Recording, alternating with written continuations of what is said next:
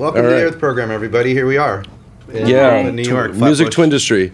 Yeah. So over here is Jason, my brother. And hey, what's Joel. up? Yep. And we're sitting around Seven, which is an artist that comes to us via Jersey. Yes. Yeah, New Jersey. I came here from New Jersey today as well. I came here from Brooklyn. Yeah. You had an easy one. I had the easy commute. Yeah. So tell us about yourself, Seven. Oh God, putting me on the spot. Yeah. Well, where do I start? We can keep it like, what kind of music do you make?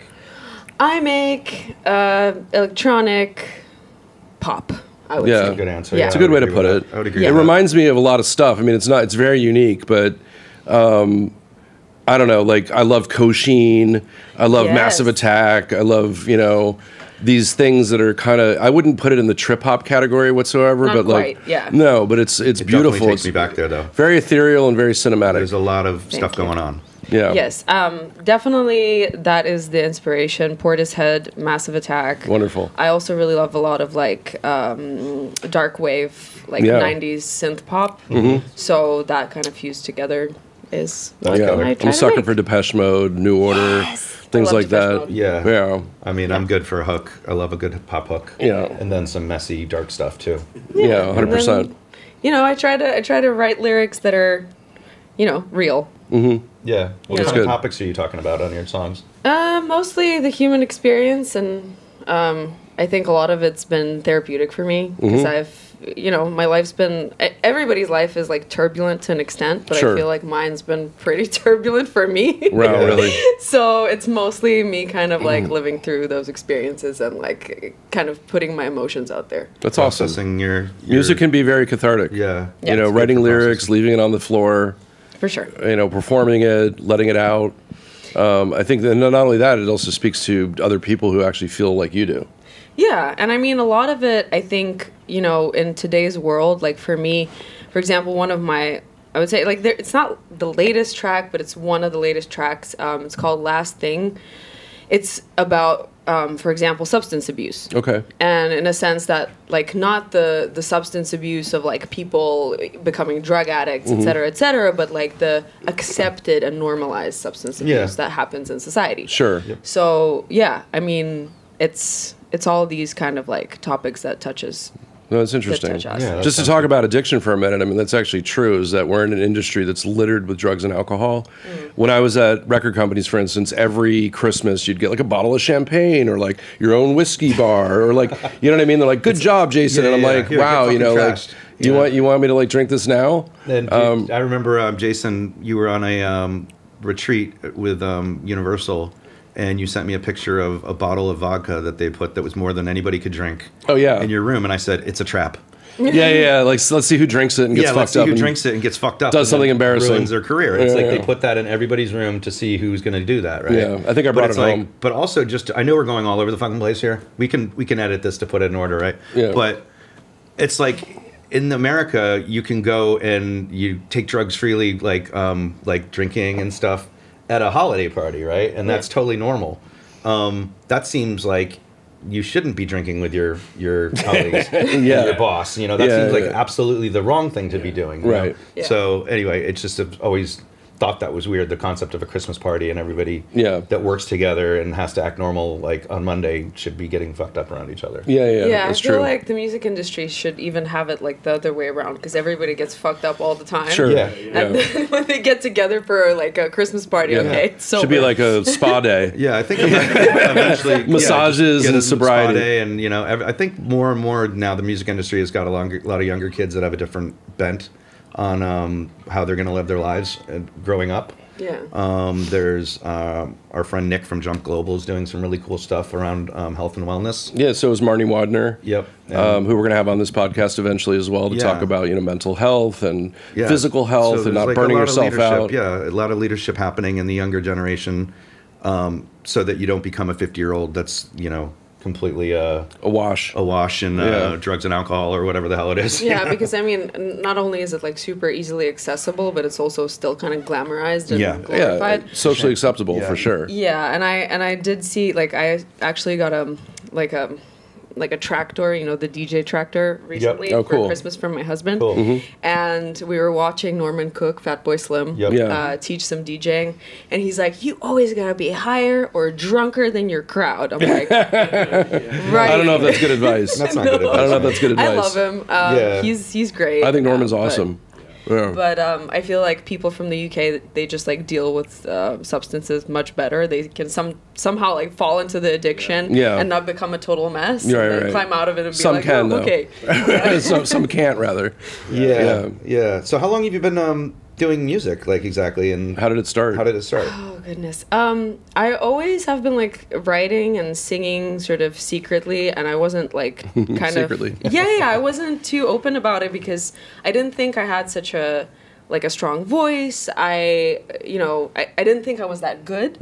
But then I think like in 2018, I was kind of toying with the idea. Like I tried working with other producers, and there was like a lot of self-confidence issues, and there were like 4 producers. They were male, and there were like different reasons why it didn't work out. But then there's that evident reason of so that's how it happens. So eventually, I was like, you know what? If I want something done, I better do it myself. That's our ethos too. Yeah, and so in 2018, I kind of like started dabbling in Logic a little bit, and it was frustrating. I had like a cracked version, and then 2019, I like already did a little bit of something, and I started writing, but it was just like really kind of crusty demos. And then in 2020, when the pandemic hit, and I left the U.S. to go renew my work visa.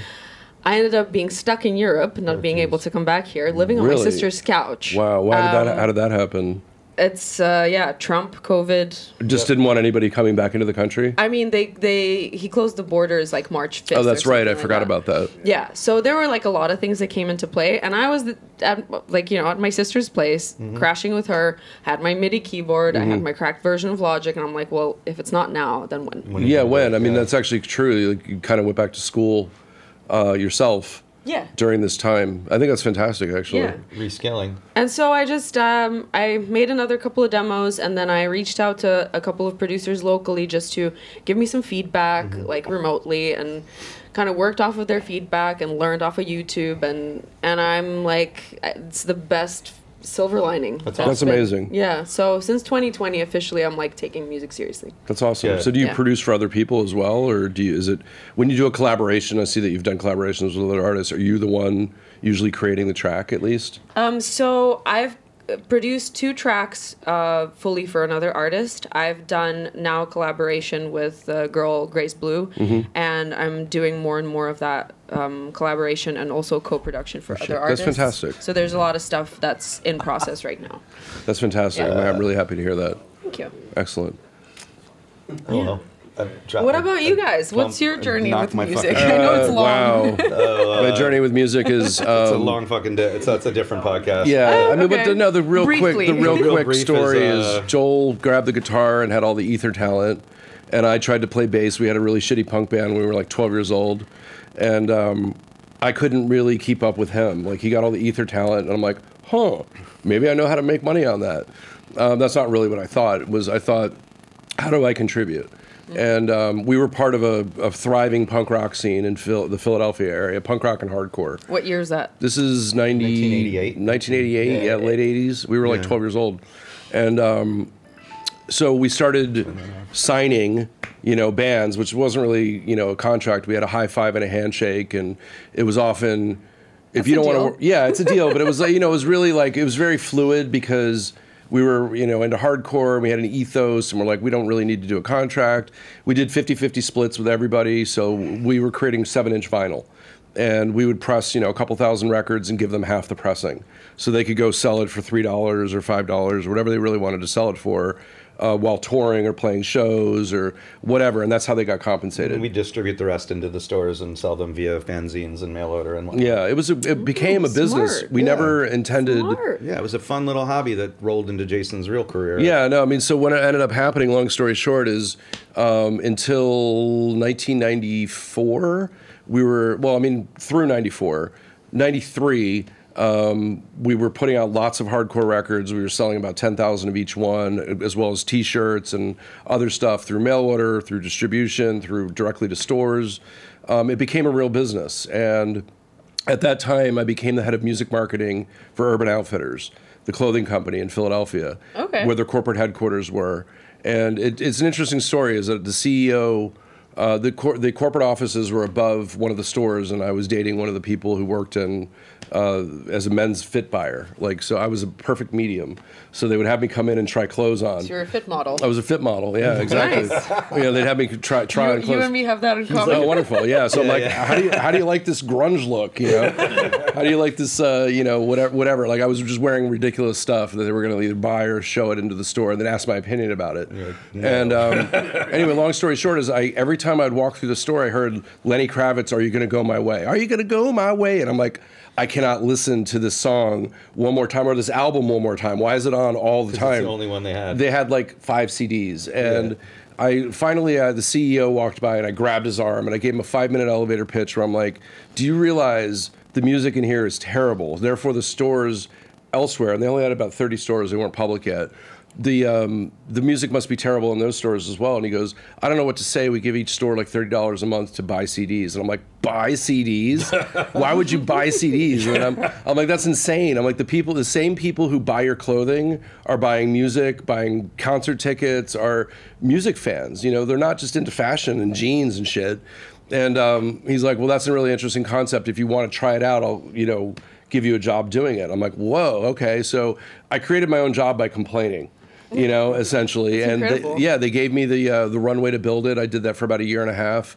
We did different sponsorships with like Beck Mellow Gold. Like every store created like a beautiful display in each store, and whatever store won, had Beck playing in their store. And then we scaled from there, and it was like buy $50 worth of merchandise and get a free Sub Pop sampler, or the new Velocity Girl album, or whatever it was. You know, Lollapalooza 1994. So I'm dating myself, but I eventually said, man, we got to sell records. Why are we not selling music? And he's like, we're never going to sell music. This is a head shop.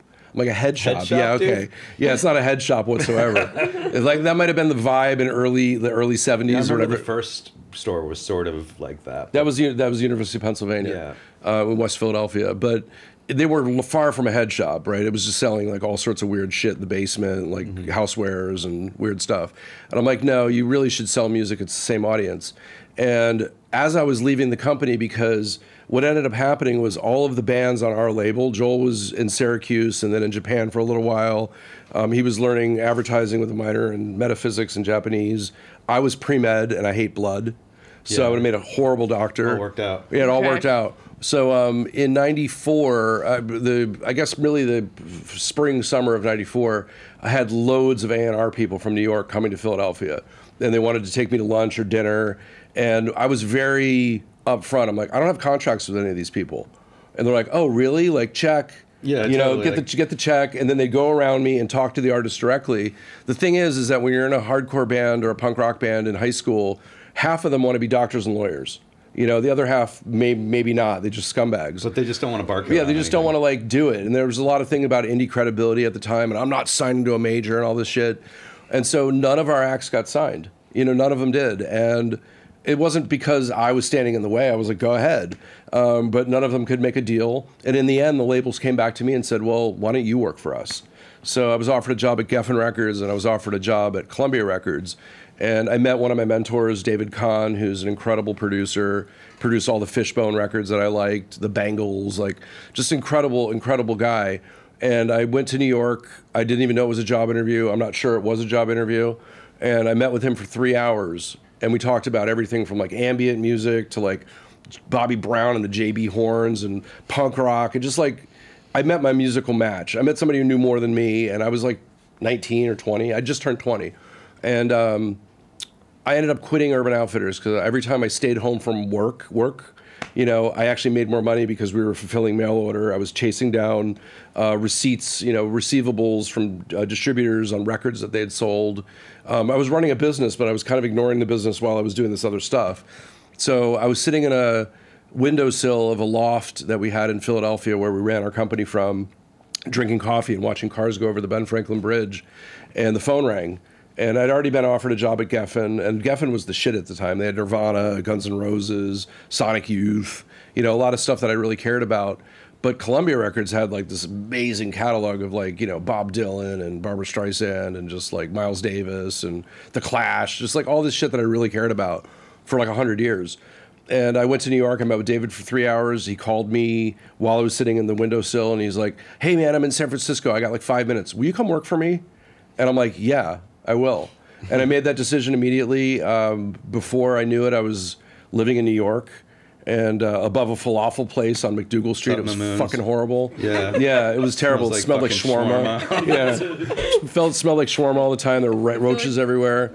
And I went to summer. It was awful. It was terrible. We like raved a lot, so it was like we'd come home collapsing from a rave and the shawarma coming up. It was a falafel. It was disgusting. No, it wasn't good. Mamoon's was across the street, which was the shit. Yeah, but this was like some sketchy, you know, fly by night place. It's now a gift shop. So I'm like, wow. I like walk by there. I'm like, I can't believe I lived here. So I lived there for a year, and then a year later, we rented a loft in Chelsea, which was about 5,000 square feet. We built 7 bedrooms, 2 bathrooms, a kitchen, and we all lived together, and it was an exercise in communism. Joel moved to New York. My partners from the early Earth Program days moved to New York. We weren't even called Earth Program yet. We were just a bunch of kids that were like-minded and wanted to do stuff in the music industry. Whether we didn't know what it was, we were just doing everything at the time. We were throwing parties. We had our labels. We started a music publishing company. Lots of design. Lots of graphic design for the rave scene at the time. We ended up publishing a book in 2000 on the history of the rave scene called Searching for the Perfect Beat, which is on Amazon if you want to check that out. Okay. And in the end, I never chose the music business. The music business chose me. So it was a calling. It essentially was, because I would have made a terrible doctor, as I said. Yeah, dude. Like, I don't know what fainted the hell at you blood would have done draws. with it. You would have like injected somebody and fainted. Yeah, no, I would have had nurses doing everything. Like, I have another question. How'd you like the communism? Oh, I'm sorry. So what ended up happening is that, Joel, do you want to tell this part of the story? What part of it? How we were like an exercise in socialism? Oh, yeah. I mean, we just basically... Socialism or communism? Well, those a are little two bit of different both. things. A little bit of both. It was more socialism. We, you know, everything... It was all we returned the means of production to the proletariat, and the money that we were making, we invested back into the company, and we all, you know, the company paid the rent. The company gave everyone like a stipend to live off of. There were really no paychecks. We were buying food. We were all living together. We would make a lot of money, but we spent a lot of money because we were living in New York and we were like 20, 25, under 25 years old. It was more like let's all stick together and figure this out. And then off the back of that, everybody got really good jobs. So it was more or less like our version of college. Yeah. Okay. And in a 4 or 5 year period, everyone ended up leaving and going on to do better stuff. Yeah. But in 2000, Joel and I were looking at each other riding bikes around a big loft by ourselves. I'm like, what are we doing here? You know, it was just the two of us. And we ended up getting rid of the loft, moving to Brooklyn. And the rest is history. That was 24 years ago. Dude, you've just talked for so fucking long. That could be edited. This is gonna be like Jason's podcast. I've never told that story. Like, she's on the podcast, not you, man. She asked a question. Good. I know. It's I'm all just good. like, It's fine. You have a cool accent. Where are you from? I'm from Estonia. Okay. Amazing. Yeah. Not very familiar with that country. It's a post-Soviet country. We used to be part of USSR. That's why I'm asking about communism. Yep. Oh, okay, got it. My dad is like, you know, he lives in socialism now, but he's still an avid communist. Okay. So yeah, it's an interesting upbringing. I was born and raised in Tallinn. It was, like I said, post-Soviet country. Soviet Union collapsed in '91, year I was born. Wow. And good timing. Yeah, and it was like a pretty poor country for a really long time. Like there was like no food, no diapers, whatever. Wow. Like my parents had a really hard time raising me and my sister. Okay. But yeah, sort of growing up there, always was taught to think about getting out, think about traveling the world. Both my parents are academics. They always encouraged us to sort of like, you know, A, get a higher education, and B, like really focus on our careers. Right. I almost feel like my sister and I were kind of like raised in a more masculine kind of way traditionally, if you would think so. So yeah, we're both like, my sister's older than me. We're both like fairly independent and I moved to Finland when I was in high school and went to uni in Finland, and then she moved to Germany when she was doing her master's degree. So yeah, like life kind of threw us around, and I always wanted to go to the States. Like one of the biggest dreams was to move to the States. I'm going to speak a lot about my sister because she's a big part of my life. Is she in music as well? Or? She's not in music. She's in science. Okay, that's like awesome. the rest of my family, I'm the black sheep, so to say. Music is science. Yeah, it is science, yeah, yes. It makes people very smart. Where was I? Your sister. Yeah. Her and I grew up watching Cartoon Network. Yeah, amazing. Undubbed. And so we were already like fluent in English when we were kids. Did you learn it from cartoons? Yeah. That's amazing. Pretty much. Like, so when we like had to learn the grammar, we didn't really have to learn the language. We were already like speaking. Yeah, that's amazing. Yeah. And eventually, you know, the Western media took over us and we got brainwashed by Americans. And so and I was like, you know what? Like, I want to go there. I always was a performer, you know. I've been dancing my whole life, That's so awesome. I did that professionally. I taught hip hop, house. I've been voguing for like 15 plus Hell yeah. years. I've You got to join a house out here. I was with The House of Earth program. Yes, I was with the House of Ultra Omni, which was part of.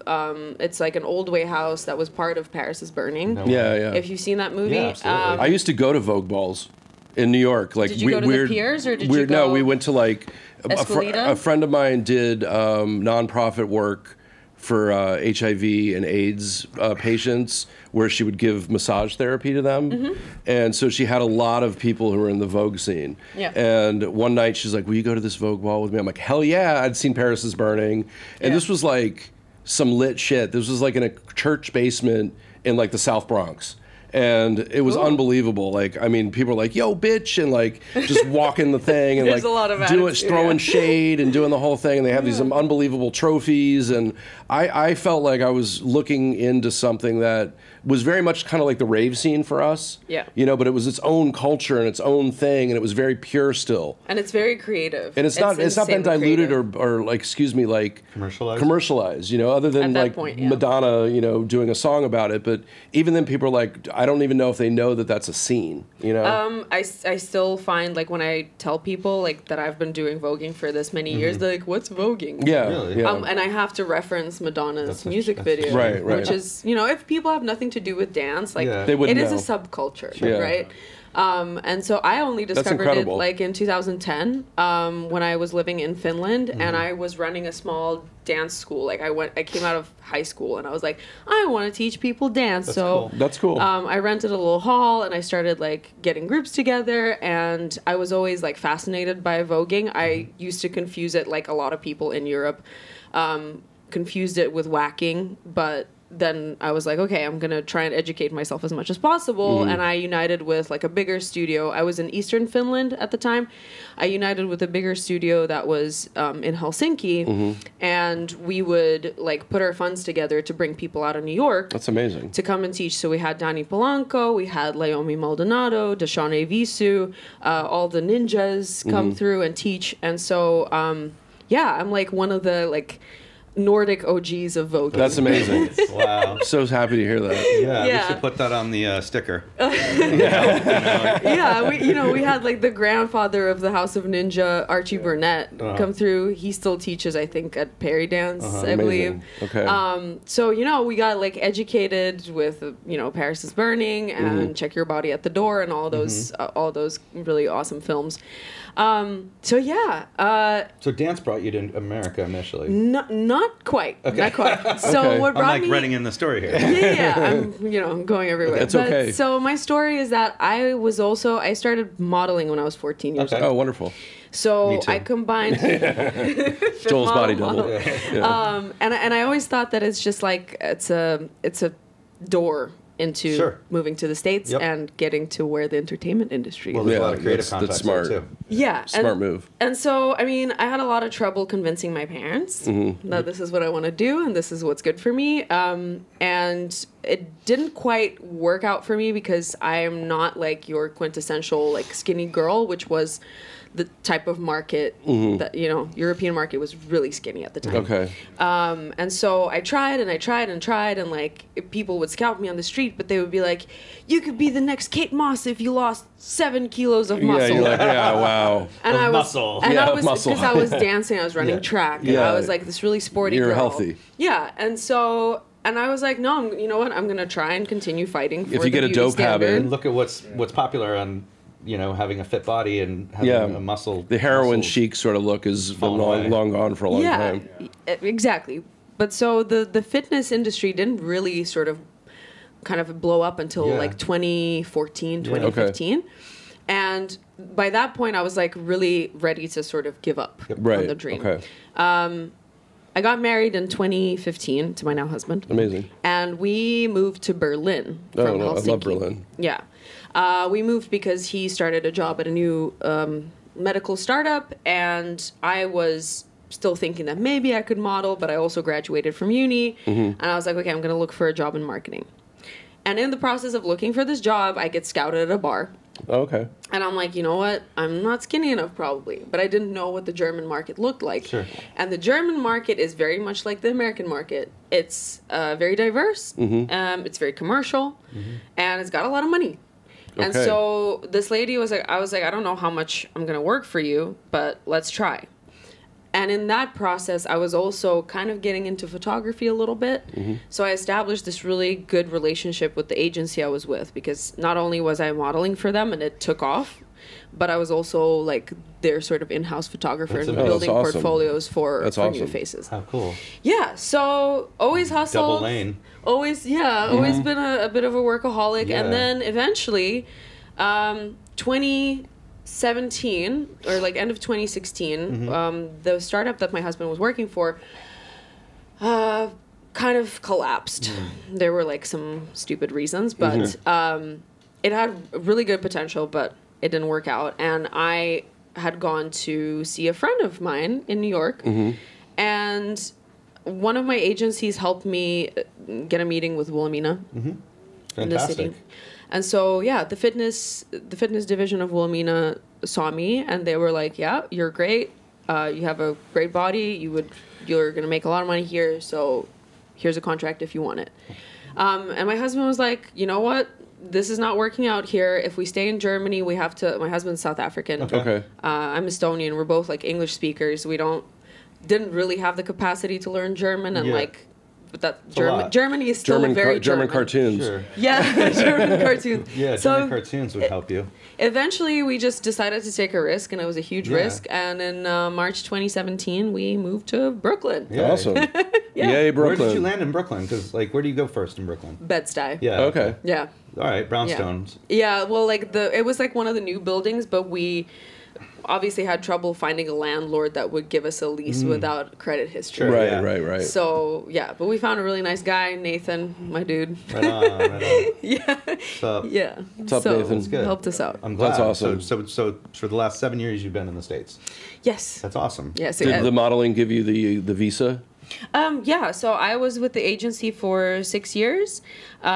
Eventually, there was just sort of like a relationship thing that didn't work for me, and I'm now with a new agency. All right. Awesome.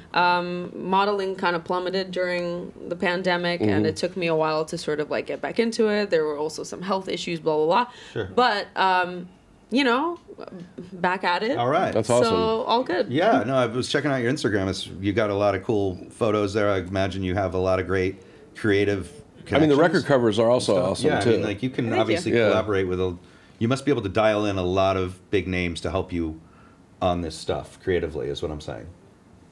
Unless she does it herself. Well, I saw a couple videos that just look like feature films.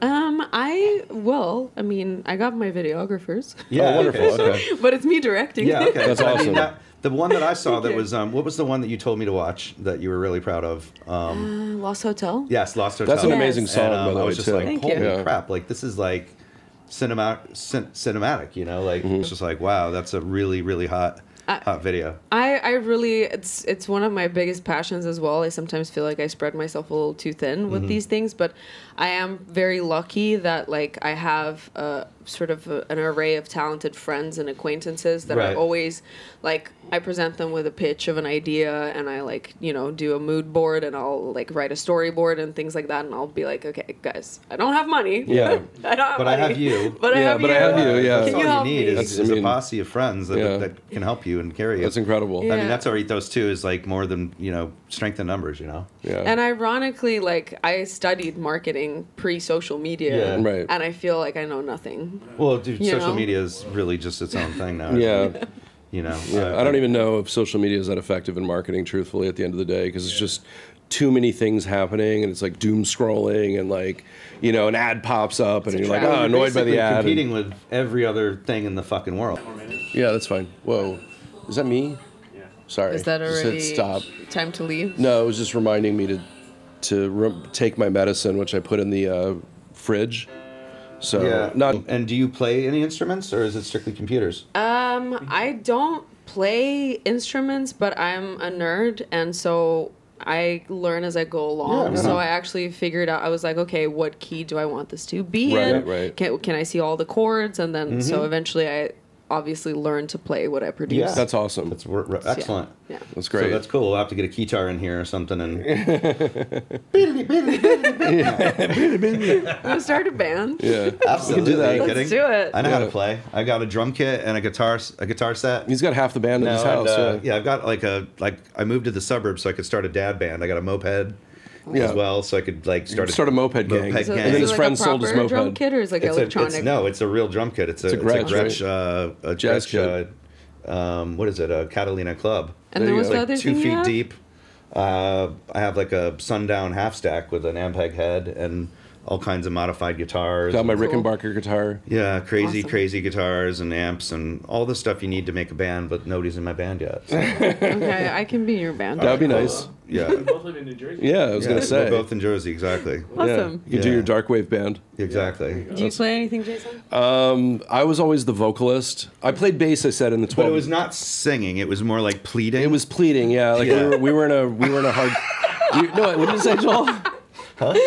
Just pleading. Yeah, like, you gotta die! It was very earnest. Dude. Like- The world is my audience. You know, like he was just like really stating things pretty clearly. Yeah, it was and, it was basically writing poetry to hardcore songs. Although I was capable of writing riffs with power chords. Yeah, he did write a lot of songs. I wrote a lot of actually. songs actually that we ended. Our band was called Encounter, the one that actually was very serious. And in '91, we toured Europe. We went through all throughout Europe for 6 weeks or something like We were that. 17. Yeah, we were 17, and Booked we the were. shit on like on our teen line and our Yeah, it was unbelievable. You know. our phone, yeah, like our telephone.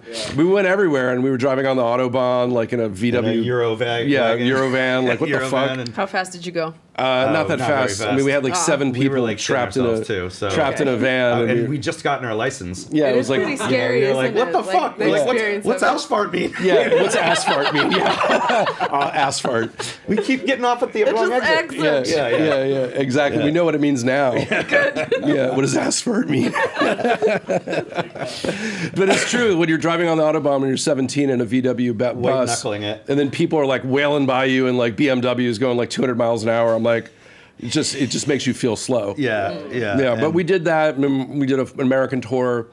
We recorded a lot of EPs. Well, not a lot of EPs. We recently released a full discography on a German label called Devarishi Records.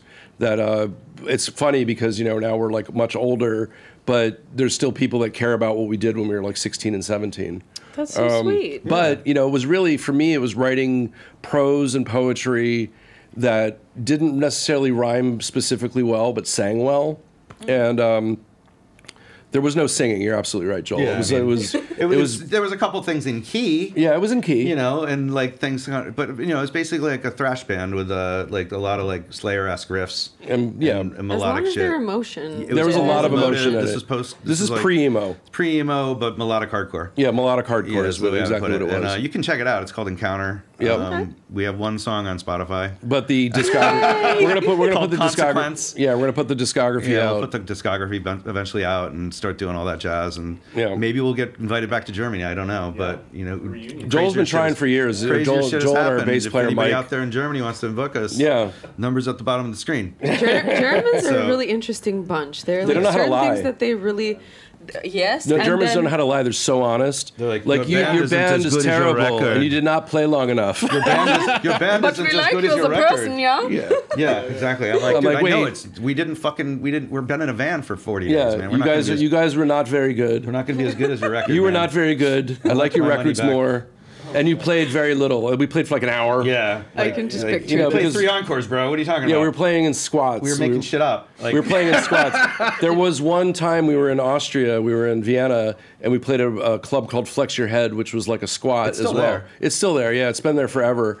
And I was just recently in Vienna. these like Nice. real Nazis, not like New York Nazis or like Not you like know AC Pennsylvania skinheads or any Nazis of or, that shit. Like these like actual- hardcore These guys are, right like, wing committed with, like, swastikas on the side of their like you know heads. Adolf Hitler's face on his neck, and then they came to the building, and you know it's all the punks versus the skinheads essentially, and we go upstairs, and we weren't drinking at the time, but they give you a lot of beer, A lot of beer. and but more And importantly good beer. we had the empties. Yeah. We had the empties, so we pulled the window open, and we're just hurling bottles. We're from New York and New Jersey. We're hurling bottles. And at our these- van is right below us. Yeah. So they're fucking our van up. Yeah. They And threw we're like gasoline smashing on- bottles, and there's this big fat skinhead punching the bottles as they're coming at him. And we're like, what a shithead. Like, and so we just kept throwing bottles down, and then like eventually they're throwing gas on the building. They threw gasoline on the building. Yeah, and they were trying to like set the building on Set fire. the building on fire. And But we fucked them up with the bottles. Yeah, we did. And then then the cops came, and somehow We left in the middle of like but we there was played- almost a riot. There was almost, but we got a chance to play Nazi Punks Fuck Off by Dead Kennedys. Dead Kennedys, yeah. And we learned that upstairs in 20 minutes and played it downstairs, and then we hightailed it out the back, I think. Yeah, no, we went back through the front. Oh, yeah. Literally threw our shit into the van. Like, it wasn't even like put in properly. We were throwing amps in because we had like a 5-minute window before the police left. But really I intense. feel pretty proud of like standing for our ethos because we were like amongst these like hardcore right wing nationalists and throwing beer bottles at them when we were 17. Scary. Yeah. Pretty punk. Yeah. Pretty punk. So you said that you were in Germany. Which cities did you go to? Oh, God. Munchen, Munchen. Castle, yeah. Germany, Okay. Berlin. We played at what was the name of the place in Berlin? It's famous. KOB. POD. Wasn't it? KOB. KOB. Yeah, it it's was a in big East spot. Germany. Yeah. It was right when I mean, the wall fell. What, like 88 or 86 or something We like played that. in like Hove. They still had part of the wall there, and we like knocked I mean, some they stuff still off. have part of the Bremen. wall. Yeah. Bremen, Hamburg. Yeah. You know, Nice, all you've these been all little, over. all the Yeah, we were place, all man. over Yeah. Germany. Yeah. Stuttgart. Played in Austria, Yeah. played in Holland, played in Belgium, which Belgium has like a thriving hardcore scene, which was crazy. People would like go to these, like not even in Antwerp. It was like secondary markets, Roeselare, you know, which is like a suburb of Antwerp by like an hour. Yeah. And but we were like, we didn't realize how big hardcore really was. And interesting enough, you learned English from cartoons. Yeah. A lot of these kids learned English from hardcore records. Okay. They didn't know what the lyrics were saying. They wanted to know it. They learned it. They were singing it. They realized, I was like, how good is you? How did you learn English? Did you learn it in school? Nope, I learned it from vinyl. Yeah, I mean, music is another thing. Right? Yeah. Like Western music is a way that people learn the Truly. language there. so Truly. Yeah, it's a universal language, isn't it? Yeah. Have you guys? I don't know why I'm thinking about this, but have you heard of Tommy Cash by any chance? I don't think so. No, it's Tommy Cash? Tommy Cash, not Johnny Cash. Not, Tell us. So Tommy Cash is a homie of mine from Tallinn, Estonia. Okay. Really interesting act. I think I kind of thought of him in a way that, like, you were saying, like, oh, people learn the language. Now I know what I thought. Yeah, of him. yeah. He raps in this Eastern European accent. Really? Yeah, and I don't know, like, he works with a bunch of different producers, and he's kind of like, do you guys remember the Antwerp? Yeah, of course. Yeah. Of course. They got canceled, right? Yeah, they got canceled Yeah. because of like, treating their son like shit or something, or a bunch of other stuff. They're just weird, you know. Yeah, Like yeah. they're just artists that kind of like got lost in their own Success. story, Yeah, like in I a guess way. so. Like they came up with these crazy images, and so I would say Tommy Cash is like the Estonian Dantword, Okay. but like didn't get canceled. Right. Really good, We'll really check 'em good out. stuff. Really fun, very cool production.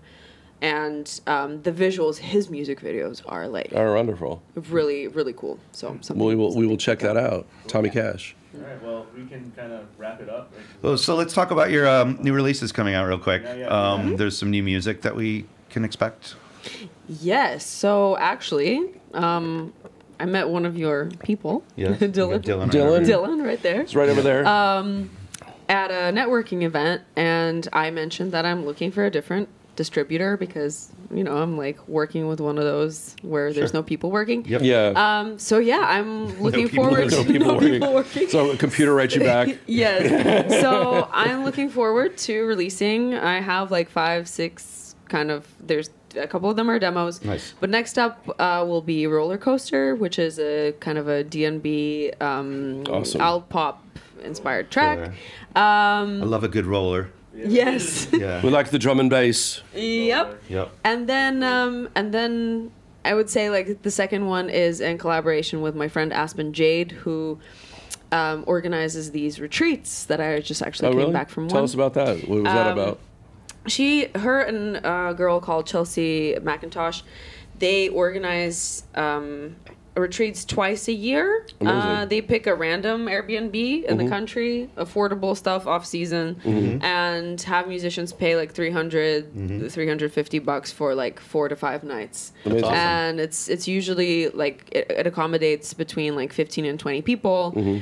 Producers, writers, singers come Amazing. together, and we all just collaborate. It's like and a do writing fun camp, stuff. but That's more. great. Do Yeah. you guys like bring computers and whatnot? Yeah, everybody brings their own equipment. We got like a few monitors set up here and there where we can work. I love it. I usually like bring my mic set up and like a headphone splitter with my Amazing. interface and everything.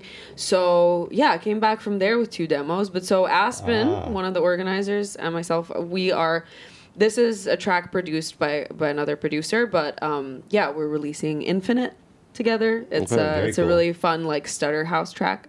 Awesome. So yeah, a lot love a to starter come. house track. I'm really excited about. excited the too. future. That's awesome. releases. I'm really Yeah, happy to I hear mean, that. we're gonna do everything we can to make sure the world hears your music.